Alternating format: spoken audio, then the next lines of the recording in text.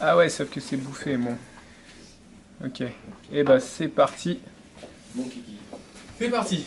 Alors, du coup je vais vous présenter Terraform aujourd'hui, qui est un petit un script, un langage de script, qui permet de fabriquer, de déployer des infrastructures dans les cloud providers et de maintenir cette infrastructure, c'est-à-dire d'appliquer des modifications pour pouvoir avoir de l'infrastructure as code, c'est-à-dire que dans votre code, vous maintenez à jour l'état de votre infrastructure.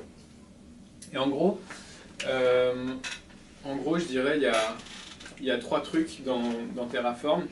Donc c'est des fichiers qui ressemblent à du YAML, et on va avoir les types ressources, les types data et les types variables.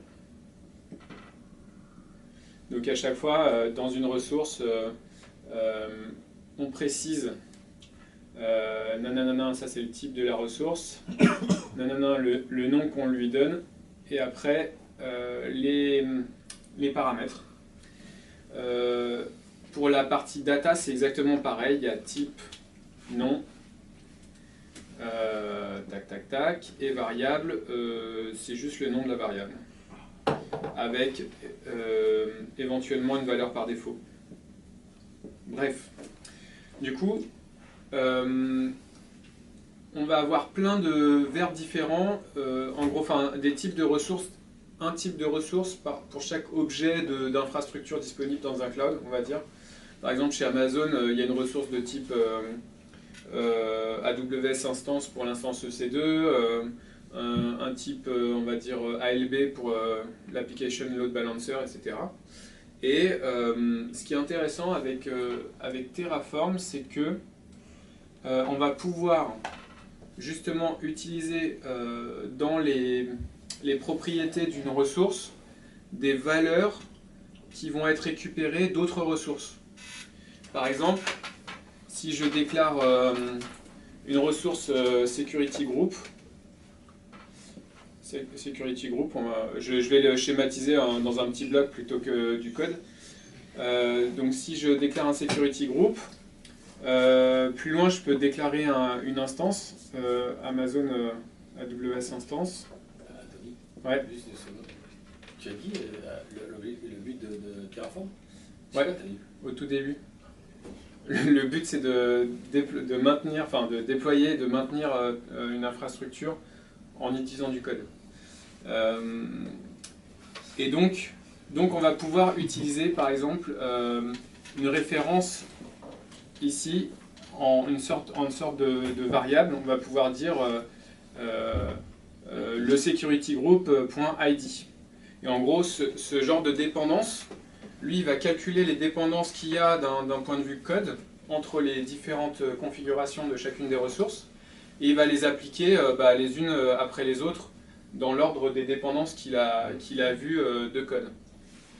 Ce qui veut dire que là, par exemple, il va créer d'abord le security group, après il va pouvoir récupérer l'ID pour pouvoir créer le C2 instance en lui précisant le champ security group avec l'ID du groupe. Security group, c'est juste. Ouais. C'est peut-être un peu trop abstrait pour certains. En fait, c'est plus facile à comprendre avec des adresses IP, genre le serveur de base de données. Son adresse IP peut être communiquée par script au serveur web, Ouais. de façon dynamique lors de l'exécution. Voilà, vous voyez? Par exemple, si je fais plus facile avec des... une base RDS, tu as raison, je peux récupérer la base RDS.DNSName, DNSName qui correspond à l'URL d'accès à la base de données. Et donc je peux par exemple déclarer des fichiers ou créer des fichiers qui utilisent qui ont déclaré l'URL de la base RDS de l'autre côté. Il peut y avoir un référencement croisé entre les ressources. Je pense pas. Non, c'est dans l'ordre d'exécution. Je pense pas que si tu as des variables qui s'entrecroisent comme ça, je pense qu'il va te dire qu'il y a une dépendance cyclique. Jusqu'à là, j'ai réussi à éviter les redondances, les dépendances cycliques. En tout cas, sur Amazon, justement, j'ai failli en avoir une avec un security group, mais vu qu'on doit les security groups qui sont les pare-feux entre guillemets de chaque instance sont un peu autonomes, ils peuvent être créés puis ensuite utilisés par ailleurs. Bon bref. À la limite, peut-être que tu dois pouvoir, comme c'est dans l'ordre de création, ça apparaît, tu dois peut-être avoir d'autres commandes qui permettent de modifier une configuration après, tu vois. Ouais, alors justement. Genre, changer l'adresse IP de mon truc après, à la fin, parce que... Après avoir chargé toutes les ressources, oui. Alors ouais, du coup on peut feinter comme ça en ayant plusieurs projets Terraform. Dans ton arborescence de fichiers, tu vas avoir, je sais pas, structure 1 base de données, tu vois. Et structure 2. Et en gros, tu peux exécuter structure 1, ça va déployer toute l'infra.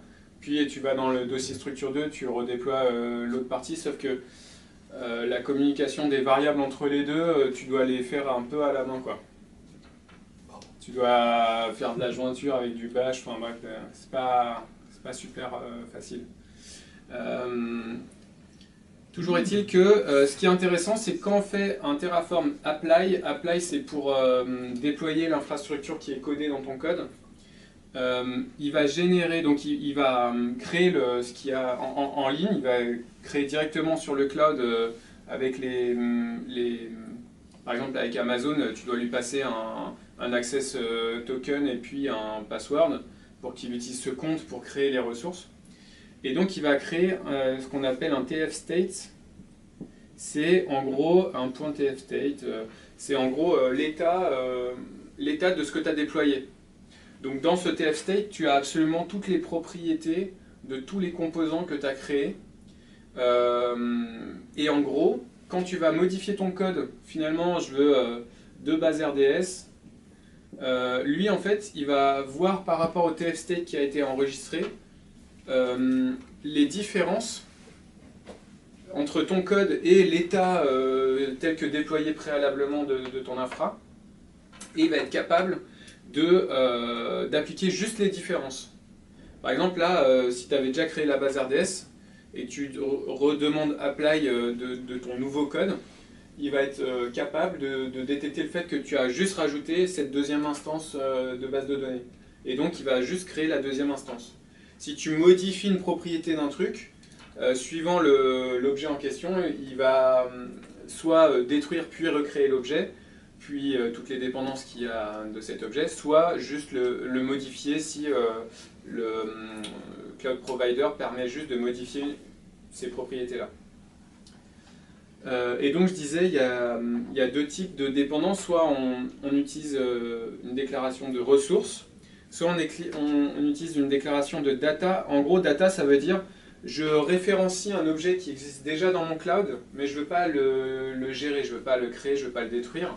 Juste, j'y fais une référence.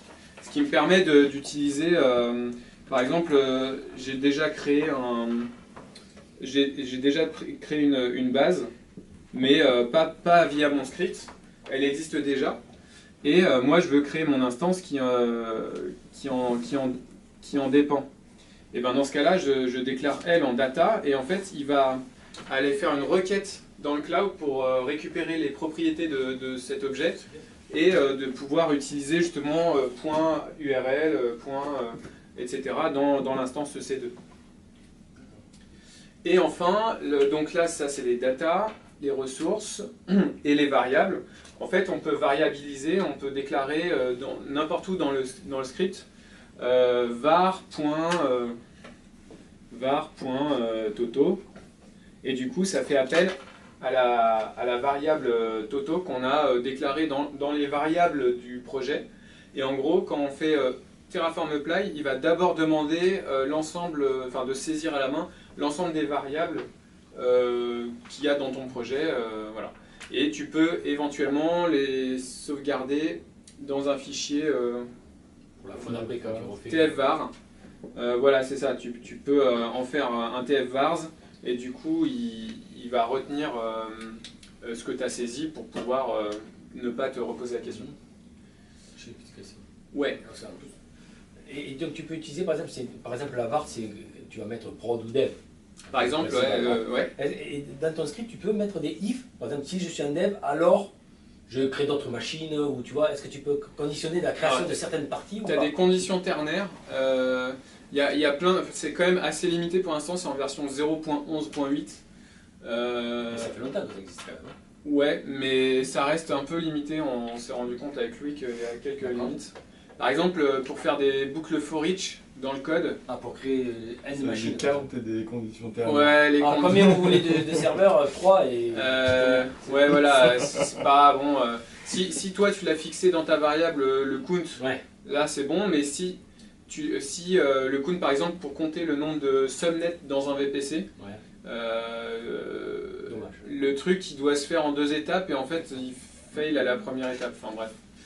Et Pour le coup, j'ai tu une peux autre mettre des sortes de switch, par exemple. Mais t'as des ternaires, ouais. Ok. T'as Tu peux dire une variable var, créer de si, si, database point d'interrogation, si oui, Ouais. deux et il points te la sinon. crée que si t'en as pas déjà une existante.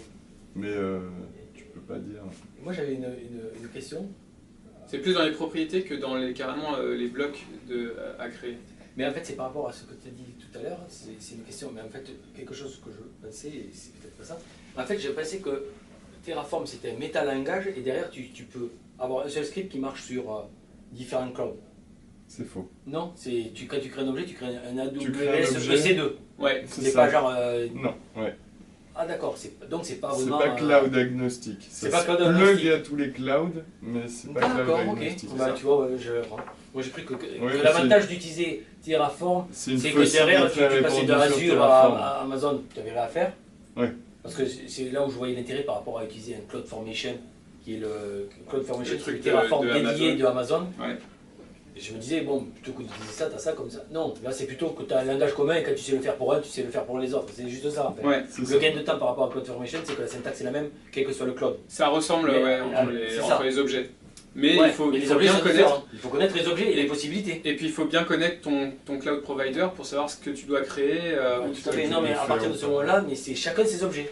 Ouais. C'est si tu veux avoir Un load balancer. un truc sur Google deux clouds pour être tranquille, tu C'est te pas fais une- 2 scripts. Ouais. Terraform, c'est juste un binaire. C'est un fichier. C'est écrit en Go, c'est ça Ouais, c'est Et qui derrière C'est va écrit générer en le Go, CloudFormation, non Pardon Derrière, il crée le CloudFormation pour Amazon. C'est ça Il crée le Il CloudFormation. crée le fichier CloudFormation. Non, non. Non Non, il fait appel Ah, directement il appelle les API de création aux automatique. API de chaque d'accord. cloud. WCLI, ECR. D'accord, parce que par exemple, le serverless qui est un peu le même principe Ouais. pour. Non, serverless, lui, il est Lui, une couche au-dessus. voilà, il génère le script CloudFormation. Le script, Voilà, non, là, Terraform, c'est toi qui fais tous tes objets à la mano. Ok. Ok, et d'ailleurs, c'est pour ça qu'on peut. Enfin, il y a des trucs qui s'appellent des modules qui existent, et c'est des. Tu peux créer ton propre module, c'est des sortes d'objets qui regroupent plusieurs objets. Ouais, plusieurs. Typiquement, dans une base RDS, pour en créer une sur Amazon, il faut créer je sais pas quoi, un VPC, un subnet, des security groups. Un cluster, un il faut cluster, 2 enfin. subnets dans 2 zones différentes. Voilà, et donc tout ça, ça peut être abstrait dans des modules. Donc là, il faut aller trouver sur GitHub les bons modules à utiliser pour pouvoir pas te taper vraiment la description de chaque objet que tu dois créer. Donc c'est intéressant parce que c'est bas niveau, mais c'est aussi une problématique parce que il faut te taper vraiment chaque objet, ou alors trouver le bon module qui t'intéresse, qui crée tout pour toi et que tu appelles juste avec tes variables, tes liens entre les ressources, etc. Voilà, mais après l'intérêt c'est que... alors ton TF state par contre, ouais, ça c'est aussi un truc. Le TF state, c'est-à-dire l'état de ce que tu as déployé, c'est un fichier qui est écrit par défaut sur ton disque dur. C'est-à-dire que si ton voisin il va réexécuter ton script, vu qu'il n'a pas de notion de quel est l'état existant, il va potentiellement recréer tout ce que tu as déjà créé sur le cloud, et il va te dire bah non, cet objet il existe déjà, etc. Et donc il y a un enjeu à partager le TF-var, qui souvent va contenir d'ailleurs des mots de passe, des trucs comme ça. Mais par exemple, une des techniques, c'est de le mettre dans des repositories S3. Donc S3, c'est les partages de fichiers sur Amazon. et donc d'avoir un dépôt de fichiers S3. Donc dans la ligne de commande, on va récupérer l'état et ensuite pouvoir faire le apply et puis après repush de cet état dans le S3. Ça, je ne l'ai pas encore testé. Ce sera la prochaine étape. Voilà. Est-ce que vous avez des questions? Plusieurs fichiers Terraform, ils peuvent partager les mêmes ressources? Alors, par défaut, dans un dossier, Terraform, quand tu lances Terraform Apply, il va regarder tout ce qu'il y a dans ton dossier, et sous-dossier, je crois, ou pas? Peut-être pas. Non, juste Non, dans... pas sous-dossier. Donc, tous les points TF De ton dossier, et il va en faire qu'un seul schéma d'objet dans la mémoire avant de l'appliquer. Donc toi, virtuellement, tu peux découper finalement ton infra en plusieurs fichiers, mais lui, au final, il va tout regrouper avant d'exécuter par défaut, regrouper tous les fichiers TF de ton dossier. Et tu peux demander, d'ailleurs, j'ai vu ça, d'appliquer qu'une seule ressource avec un target, mais ça, j'ai pas testé, donc je suis pas sûr. D'appliquer qu'une seule ressource et toutes ses dépendances. Tu dis je veux apply tel target et donc il va lire toute ta structure et puis si tu lui précises je veux ça et ça, du coup il va voir toutes les dépendances et n'appliquer dans le cloud que ce que tu lui as demandé. Je l'ai vu hier, il y a un mec qui disait que ça foutait le bordel parce que du coup quand tu fais ton apply ou si jamais tu veux faire le destroy, tu es obligé de le faire en 2 temps aussi, parce que du coup quand tu fais ton target, de faire juste ce qu'il faut. Bah, ça résout un cas d'utilisation que tu devrais pas mettre dans tes scripts en fait. D'accord. Parce que tu n'es pas censé pouvoir faire une seule ressource dans le truc, sachant que si jamais tu lances le apply entier et que tu n'as pas fait ce truc target avant, potentiellement il va pas marcher ton script. Mais bon. Ok. Bon, ça... Et il y a quand même... ouais, c'est... Malgré le fait que ce soit assez vieux, je sais pas de quand ça date Terraform. Ouais, 13 je crois. Ouais, quelques années quoi. C'est quand même encore en cours de développement assez intense. Et, par exemple, pour la 0.12 qui va sortir, ils vont implémenter des nouveaux for each par exemple. Donc bon, c'est quelque chose qui est censé potentiellement être un truc de base, mais qui n'a pas forcément vraiment encore. Qui a une sorte de for each, mais qui n'est pas forcément effective, qui ne marche pas forcément à tous les coups, quoi. Voilà. Voir au premier coup, tu l'essayes. En tout cas, pour les infras relativement simples, ça permet de pouvoir avoir du code qui maintient l'infra, et ça c'est pas mal. C'est quoi la différence? J'ai du mal à voir la différence avec Docker. Alors, Terraform, lui, il va créer des objets de cloud. Donc, dans ton cloud provider, chaque cloud a son propre langage, enfin ses propres objets. Chez Azure, une instance, ça s'appellera, je ne sais pas comment ça s'appelle. Chez Amazon, c'est un autre type. Ils ont des concepts un peu différents aussi de comment mettre des pare-feux, etc. Donc, en fait, là, on parle vraiment de créer des objets d'infrastructure. Docker, ça n'a pas grand-chose à voir, c'est un truc qui va s'exécuter. C'est un objet d'infrastructure déjà. Ouais, il faut que tu aies une machine pour pouvoir faire tourner Docker. Voilà, donc en fait là, Docker... tu crées les machines où potentiellement tu vas installer Docker pour faire tourner tes applications. Voilà. C'est une couche au-dessus en fait. Docker, ça te permet de te concentrer que sur la partie applicative quand tu codes. Mais par contre, pour le déployer en prod, entre guillemets, il faut que tu aies déjà déployé ton infra avec des serveurs qui font tourner Docker dessus pour pouvoir, après toi, déployer ton image dedans. Ça peut être complémentaire en fait. Ah, c'est complètement complémentaire. Par exemple, là, du coup, pour Dashbox, c'est ce qu'on fait. Tu lances d'abord un Terraform, puis un Docker. Voilà, et ensuite, c'est ça. On envoie... c'est ça, après, on peut builder l'image, l'envoyer... juste l'image Docker dans le cloud, et là je suis en train de faire en sorte que la machine va regarder toutes les X temps, voir s'il n'y a pas une nouvelle image, et puis s'il y en a une nouvelle, il la redéploie en local. Voilà. Mais c'est une infra possible. On pourrait voir. Du coup, c'est bien documenté à Terraform. Euh, Parce que si la technique est différente entre Amazon, Azure, Google. En fait, les objets parlent d'eux-mêmes, mais il faut que tu connaisses le nom de ce que tu veux appliquer avant d'appliquer les docs. Dans les docs, ils t'expliquent chaque paramètre, ce à quoi ça correspond. En gros, tu as des paramètres d'entrée, puis il est capable de te donner des paramètres de sortie que tu peux utiliser dans tes autres ressources. Moi, je dirais que la doc est relativement bien faite. Après, il faut que tu connaisses Les concepts sont pas dans la doc. de chacun des Ouais. cloud providers. Ouais, bien Moi, j'ai sûr. mis beaucoup de temps à apprendre Terraform, pas du tout, parce que c'est relativement simple. Le langage, il n'y a Ouais. pas 10 000 features, tu as vite fait le tour. Ouais. Mais derrière, c'est tous les concepts AWS que j'ai dû apprendre, que je connaissais Ouais, bien sûr. très peu, quoi. En plus, AWS, si tu t'es déjà pointé sur le dashboard, tu as un nombre Ouais, de ouais, produits, c'est pour ça que je dis ça. ça perd les gens, C'est ouais. compliqué en fait. Ouais, Rien complètement. que de le faire à la main en fait. Ah, mais c'est pas ouais. forcément évident. Ouais, Le c'est ça. coder derrière, j'imagine que. Et d'ailleurs, nous, du coup, avec lui, on a dû d'abord finalement le faire à la main pour se rendre compte de ce qu'il nous faut en termes de clics et d'objets, quoi, pour pouvoir ensuite le coder dans les fichiers. Ouais, ouais, C'est ça. ok. L'interface C'est pour AWS ça que te je dis ça. guide, te dit ah bah là tu as besoin d'un security group, il faut Ouais. le créer. Mais quand tu es en Terraform, tu es là, Bah, oui, oui. je sais pas ce dont Ouais, j'ai c'est pour ça besoin, que je veux je faire vois ça, juste parce une que instance. Là, tu parlais d'Amazon, bon d'accord, et si tu dois te taper un truc sur Azure, sur Google, enfin tu vois que des trucs Bah faut différents. les apprendre. Ouais. Ouais, c'est pas. Ouais.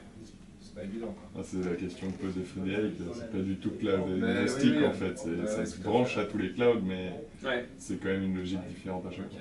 C'est juste un truc qui t'applique ce que tu lui demandes. C'est tout, quoi. Il abstrait rien du tout.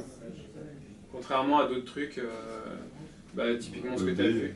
Comment ça s'appelle Ah, Spinnaker. Spinnaker de Netflix, Ouais. qui a priori, lui, tu gères des concepts de déploiement et suivant le cloud, il applique de telle ou telle manière, quoi. Et là, c'est plus haut niveau. Voilà. T'es pas obligé de tout créer chaque truc à la main, enfin entre guillemets à la main. Oui, non, tu conceptualises ton application et tu configures Spinnaker pour que soit il run avec des objets AWS, ou des objets Kubernetes, ou des objets Google Cloud Platform. Et là, tu n'as vraiment pas à t'occuper des objets du provider, toute la logique est déplacée dans Spinnaker et toi, tu as juste à dire je veux déployer une application, combien de cœurs elle a besoin, combien de mémoire. D'accord. Et hop, elle passe, et si jamais il y a besoin d'un serveur en plus, bah, c'est Spinnaker qui va le monter pour toi, avec les règles de firewall, d'accès, tout ce qu'il faut bien. Ce sera peut-être l'occasion d'un projet Field Break. Ouais, Il faut peut-être que je me fasse une petite démo d'abord. C'est clair. Alors, est-ce que vous avez d'autres questions? En fait, c'est un fichier qu'on dépose qui est consommé, comment ça se passe? Tu veux dire que tu veux déposer dans ta machine que tu as Oui. créée dans le cloud? Oui. Quand tu crées ton instance, par exemple une AWS underscore instance, tu as deux manières. Tu as les user data qui est un concept spécifique